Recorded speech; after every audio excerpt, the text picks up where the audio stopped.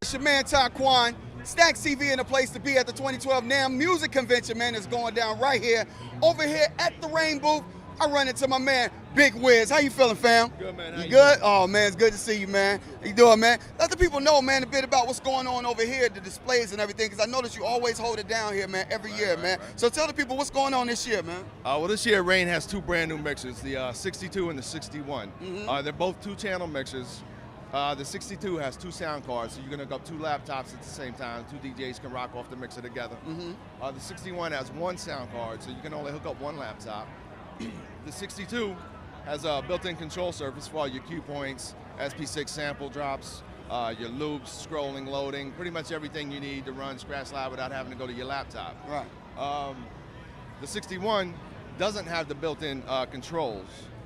But it's a little cheaper than the 57, so with the money you save, you can get a MIDI controller. So now you still have the control surface. Right. The 62 has built-in effects in the mixer.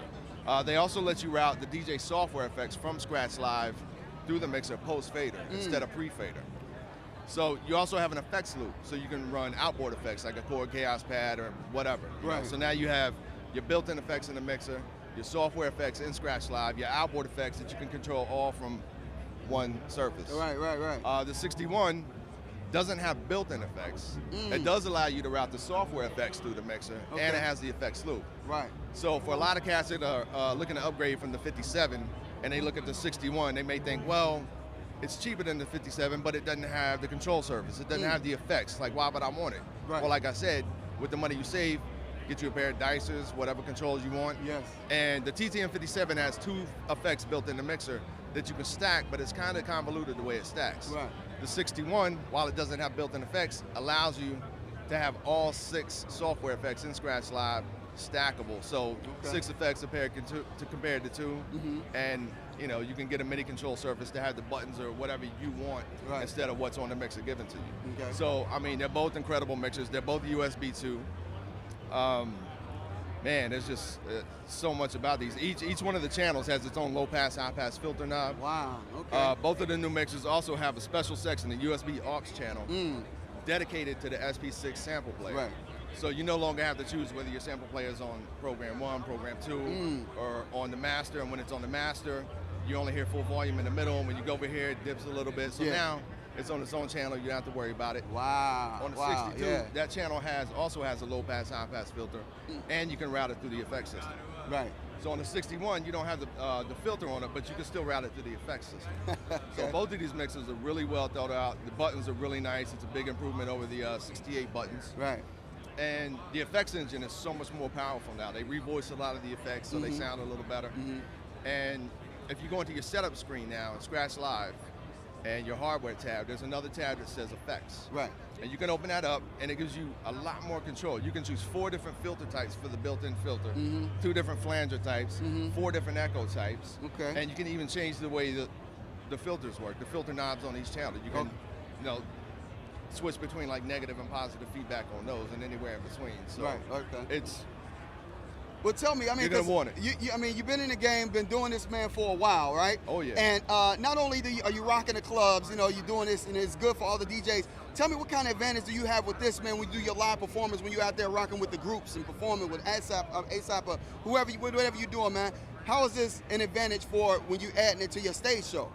Well, I mean, it gives you complete access right from the mixer. So, you know, whenever the next track's coming up, I can scroll to the next song, load it, instead of having to come over here to the laptop and load the song. Okay. Number 1, it's just quicker and easier. And number 2, from a crowd's perspective, it's going to be a lot more entertaining instead of wondering, like, why does he keep checking his email in the middle of the show? It's like, you know, you're playing on the computer, they don't know what you're doing. It's like, is he getting bored? Is he Twittering about the show? Right. You know, but you're over here doing stuff here. So you look like you're still involved with the show. Yeah, they may not know what you're doing, but they know it's related to what they're hearing. Instead of like, well, he's doing something, I don't know what. Yeah, you right. know? So it's more fun for them, it's more fun for me. It gives me a lot more access, a lot more creativity. I mean, especially with all the effects and them being, they sync to the BPM tags of your songs in Scratch Live. So when I load a track, I want to hit a delay on something, I don't have to tap in the delay and fine tune it. It's right there.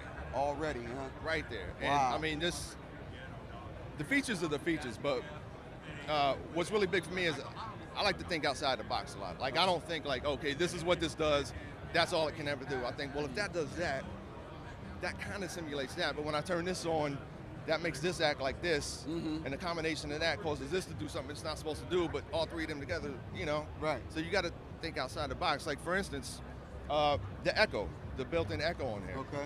So it's BPM sync to your track and scratch slide. Uh-huh. So I can set like a longer, like a 2 or 4 bar echo, Yeah.